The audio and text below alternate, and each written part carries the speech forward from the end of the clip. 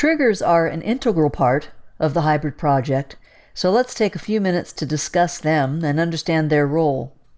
You've heard that triggers reside and operate at the file level and are executed based on file operations such as open, read, write, and so on.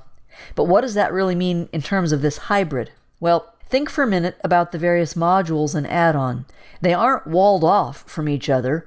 Virtually all modules interface with the general ledger, and some, like sales order or purchase order processing, interface with accounts receivable, accounts payable, or inventory. Now, think about this hybrid. Some modules run against V6 data, and others, in our case, accounts payable and general ledger, run in Barista add-on. Imagine if, in order to make this all work, you had to modify any version 6 or Barista add-on program that touches a module in the other database. It certainly wouldn't be a trivial undertaking, and fortunately, we don't need to go to those lengths thanks to triggers. Triggers are the behind-the-scenes workhorse of the hybrid project. We use them to redirect reads and writes to the appropriate database files. Let's look at a couple of examples to clarify the concept of this redirection. To set the stage for this first one, I've made a couple of simple changes. Here in the vendor master, I've added V17 to the end of a few vendor names. Now, let's launch version 6 speed search. I've hooked that up here to the favorites menu. We can look at all sorts of things in here, as you know, and one of them is vendors. The accounts payable module runs in Barista add-on, so we've placed a trigger on the version 6 vendor master file to say, hey, if any version 6 program tries to get a key or do a read against the vendor master, go get the data from the Barista add-on file instead. So when I do a vendor lookup, we'll do a lookup here by number, we can see those changes we made, those markers that we planted on those vendors so that we would know we're actually reading the Barista add-on database here. We're never actually reading the version 6 file at all. The trigger reroutes us to the Barista add-on file instead. The same sort of mechanism is in place for general ledger.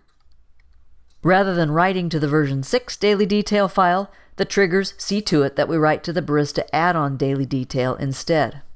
So if I go back into AR Simple Invoices to run the invoice register, we created a simple invoice in an earlier demo.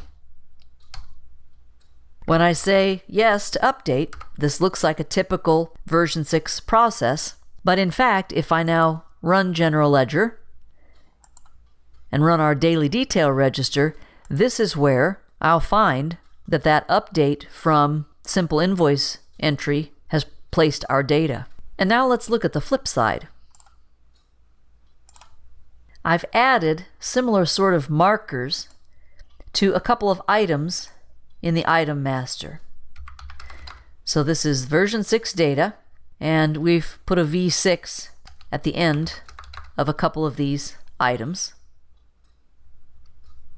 Now, if I'm in accounts payable, looking at vendors, one of the things that I can do is run a receipt history inquiry report for the vendor that I have called up. So this is the same story in reverse.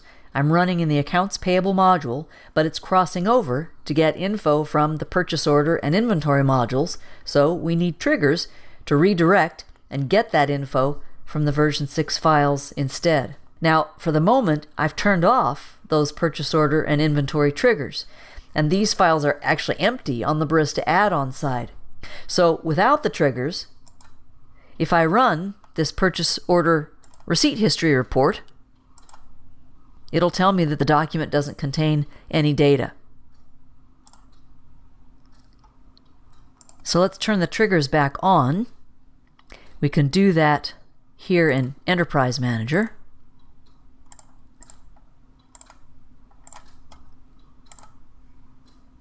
And when we rerun our report, now that our triggers are turned on, it's going to redirect those accesses to the purchase order and inventory files to the version 6 data And now I'll see the data that I expect. And sure enough, if we zoom in here a little bit, we'll also see those markers that we put on our version 6 items.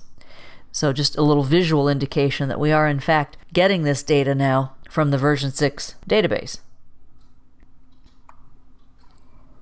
So I hope that gives you a better understanding of how the triggers not only pull the hybrid project together, but also save you from having to modify much more code than you would have to otherwise.